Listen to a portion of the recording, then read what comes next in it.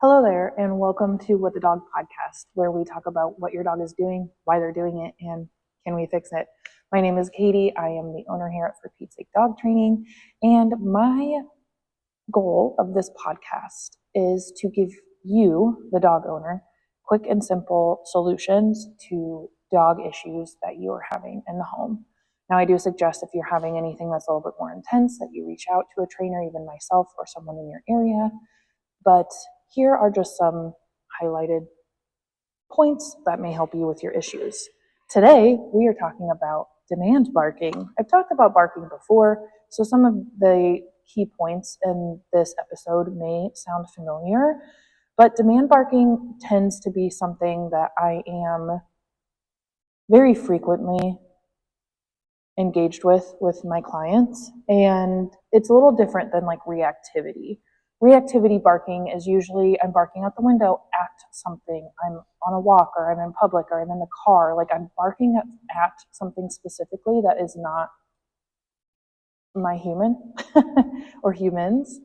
And usually there's a lot more fear or anxiety or even stress involved in reactivity barking. Demand barking, we tend to right now, most of us trainers and clients have the mindset that demand barking is your dog wanting something. So your dog is being, quote, demanding for maybe attention, for food, for playtime, to go outside, like whatever that may be, right?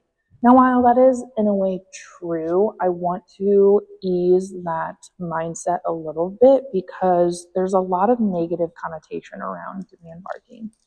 And where I see demand barking, and really any barking, is your dog's trying to communicate. If you think about barking is the same as talking, and talking is very generalized. We talk in a lot of different situations, in different demeanors, manners, for different reasons, and that's the same for barking. Like that's how dogs will communicate, especially with humans, because we are not the best at communicating with them with body language, which is actually one of the primary ways that dogs do communicate within each other, to other animals, and even to us using body language. We do miss quite a bit of their body language cues. So most likely what's happening in demand barking is that your dog has actually been trying to talk to you before they get to barking. Part of it too is your dog may have historically learned that barking gets them what they want. And I will say that there are a lot of level variations in demand barking between even like the clients that I've had or people that I talk to about. So you may be sitting here thinking, yeah, my dog barks at me a lot. And I'm here to try and help you with that. I will say that, again, there's a lot of different reasons and situations why your dog may be barking at you to try and communicate something with you. I'm going to try and hit on a variety of those, and hopefully I can give you somewhat of a direction that you might go with your specific situation with your dog. With that being said, I always start with the demand barking that tends to be situational. So whether that is at the end of the night, and a lot of people will say, quote, witching hour, your dog seems to have more energy, they're more barking and demanding.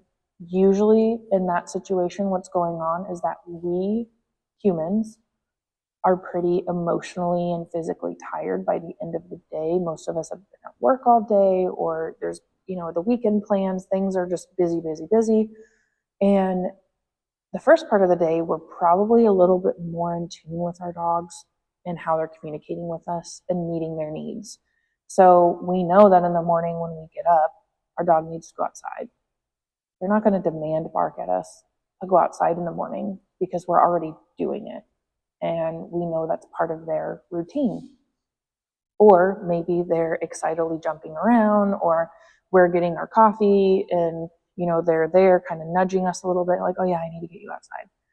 So in the mornings or first part of the day, we're a little bit more awake, and we are a little bit more in tune to what our dogs need and have a little bit more energy to fulfill those needs. By the end of the day, we're probably starting to miss those body language cues and those other forms of communication because we're tired. And that's natural. There's nothing wrong with that. So basically what I'm trying to get across with this point is have a little bit of grace. It's also hard because we're tired, and so it's natural for loud noises to irritate humans. So it just feels like it's getting on our nerves even more during some of those times. And I know I've been there. A lot of my clients have been there. So situational demand barking, we're going to look at it a little differently. Maybe here in the next week or so, a couple of days, maybe you start taking a log tracking when you're the most frustrated with the barking. Is it when you're watching TV, when you're eating dinner, when you're cooking dinner, right before your dog needs to eat, right when you come home from work, whatever that may be, right? Think about the time of day or the activities surrounding that time of day that you're doing and maybe your dog has or hasn't done. Start tracking it, because a lot of the times we're going to find similarities from day to day. And what we're going to do is work in a little bit of some management and some proactiveness into our schedule to help prevent that demand barking in the future. And like I said, this is for specific things that we're finding and events that we're finding are pretty common with our dogs in the time of day that they're demand barking. It may also help us find a reason to help understand why our dog is demand barking a little bit more than us just kind of getting stressed about it right away. Again, giving a little bit more grace to our dogs, because they are domestic animals, or they're captive animals. They are animals in a human world, and this is not what they would have in mind as the perfect world. So we do need to give them a little bit of grace and realize that it is communication. It doesn't rely all on us. There are some training things we can do that I'm going to talk about in a minute, but that is the first thing that I always think about. So I have a lot of clients who tell me that their dogs, maybe they're not demand barking, but they're doing something like while they are cooking dinner or while they are eating. And eating, especially when it's around human food, it tends to be very common because the dogs can smell it. It smells good. They want some of it, right? Very natural. We think, no, this is my food. You can't have it. They don't understand that part of human life. So the first thing I think about is, if my dog is demand barking at me when it's surrounded by food, the biggest thing I go to is, okay, I'm about to sit down for dinner and I know my dog's going to bark at me for my dinner. Let me manage them, start building in maybe something into their daily routine of a different expectation. It's not really fair for them to have to stare at me while I eat my pizza or spaghetti or whatever I'm eating and it smells really good and they don't get any of it. Honestly, it's just not fair. So I have a lot of clients who will feed their dogs at the same time they're eating dinner. 9 times out of 10, a dog will finish their bowl of food in 45 seconds, and we cannot finish our meal in 45 seconds. So one step farther in that process is feeding your dog their dinner in either a food puzzle, a dispenser toy, a towel. I have so many feeding activities in between my TikTok and my Patreon of ways that you can, in a way, distract your dog with their own meal while you eat yours. So you're both winning at that point. You're both getting food. So that's the first thing I have my clients do. Work your schedules together so you're both winning during those times. Chew bones, toys, things that they can do and keep themselves preoccupied, but also keep in mind the levels. Dogs do prioritize and have mental, emotional levels to different items. So some dogs love to tear up stuffy toys. My dog doesn't really love to tear up stuffy toys. He squeaks them, he carries them around, that's about it. Some dogs love to chew. Some dogs will eat canned food over dry food. Some dogs, and if you're someone who says, yeah, my dog will do tricks or behaviors for treats inside the house, but they won't outside, that's exactly what I'm trying to get at. It's the competition. Outside is way cooler than what you have to offer. And so we may need to trial and error on some things that are, quote, cool enough to outcompete what we have to, quote, offer. So a bone that sits on your dog's bed every single day probably is not as interesting as a bone they haven't seen in a week because it's been in your closet because you rotate toys. If you don't rotate toys, I highly suggest you do. Your dogs will find excitement in their old toys if you rotate toys. What do I mean by that? I literally have 2 or 3 boxes of toys, and I have one bin that's out in my room right now. It's off camera. I will take those toys from that bin, put them in an empty box, grab one of my boxes of toys in the closet, dump those in there, and I do that every couple of weeks or so, a week. I should do it more frequently, but I don't. It is what it is. So anyway, building in those higher value things that are going to keep their attention, because if you just say, my dog, like Pete has 12 toys over here in his basket, and right now, granted, he's a 9-year-old dog, so it's a little different. He's not playing with them, but they've been out for a couple of weeks. They're boring now. I need to switch them out.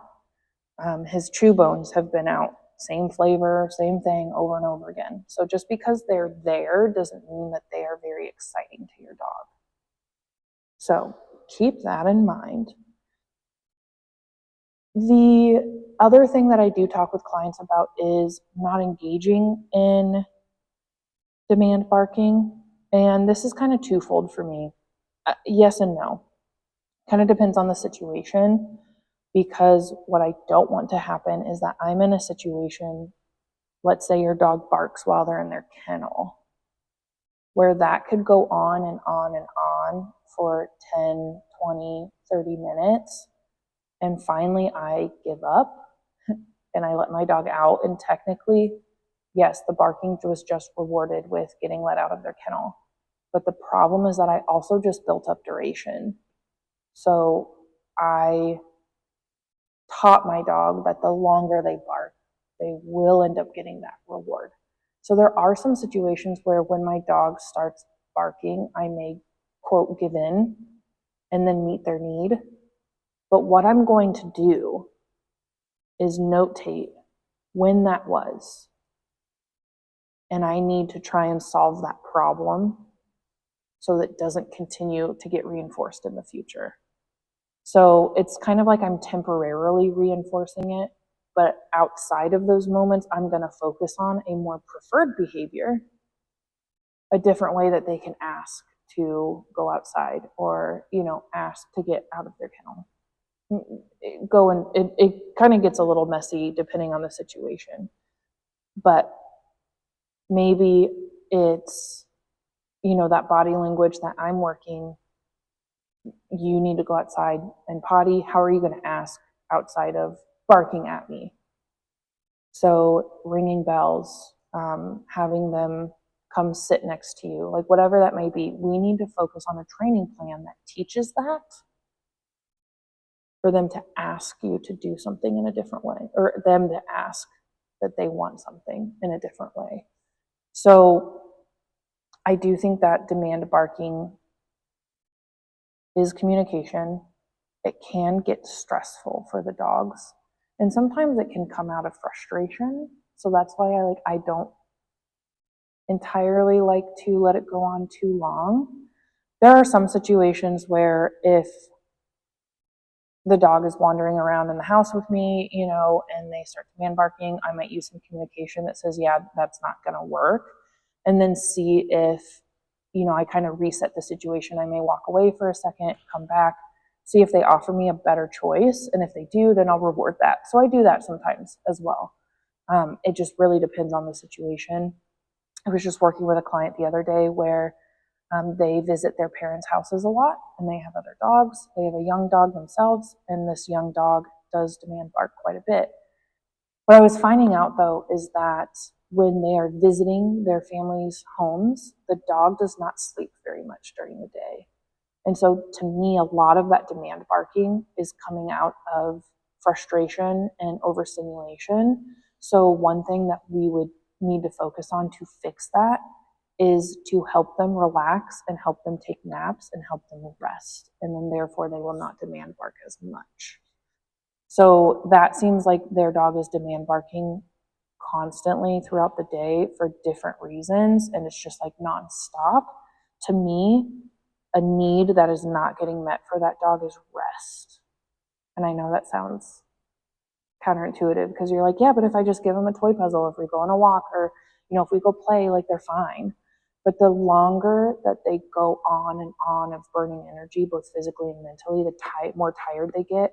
But they could also be in an environment that they're still alert about, whether that's through anxiety, stress, and so they're not able to rest. And just like a toddler who needs a nap, gets cranky and does behaviors that you are like, excuse me, what are you doing right now? Dogs do the same thing. Some dogs are not great at relaxing and reading their body and saying, oh, I need to rest. So there are times when rest is important. And honestly, this is huge with puppies. Young dogs are horrible at self-regulating. So those are impulse control, self-regulation. Those are all skills that your trainer should be working on with you and your dog when it comes to demand barking or barking behaviors in general. But those are things that can actually be a big issue when it comes to demand barking. So the don't give attention to your dog, walk away from them, I practice that, but that's not my sole purpose, because that's very frustrating. Like, especially when you have a dog who's habitually has been barking for so long, you're trying to change a new habit. And if you wanted to go to 100% extinction, which is you ignore, and then focus on like teaching the right thing, like, that's so frustrating and tiring. So we have to combine all these together with the demand barking. So as a recap, make sure your dog's getting enough sleep. Make sure that you are noting when your dog is demand barking, and can we implement some proactive solutions so that tomorrow around this activity or the same time your dog doesn't demand bark, and instead you're one step ahead of them and you can meet that need for them before they start barking. And then on top of that, teach another quote please behavior. Sitting is a great one, having them go find, if you were like, oh, this is a great time for them to do a Benebone chew, and I want them to lay on their bed. So teaching them, to go lay on their bed, and I'll bring you a Benebone chew for laying on your bed, and then they can self-regulate and calm themselves down. It is extensive, and there's so many things. But this is to kind of help give you some ideas of some starting points, some things to look at in your daily routine that will help you figure out your plan. Like I said, I do recommend that you work with a trainer. If you want to reach out to me, you can visit my website. It's www.Petes, P-E-T-E-S, sake, S-A-K-E, training.com. I actually have that link down here in the description of this podcast. I do have a Patreon page as well that is focused on 10 minutes of training and free feeding games, but then I also have a tricks class that's included with your membership, and then I have some additional courses that I continue adding for additional costs, but my members do get discounts on those because you're already a member. Or if you don't want to be a member, you can purchase those without being a member as well. So, but I can definitely help you out. We can do virtual, sessions. I do offer free consultations for clients. You can schedule that on my website and many more things. So I do appreciate you stopping by. I hope this gave you some answers to helping your ears a little bit more on your daily basis. But like I said, at the end of the day, it's a communication, and we need to give our dogs a little bit of grace with that. So I hope you guys are having a great start to your 2025. Thank you for joining me today, and I will see you guys next time. Bye.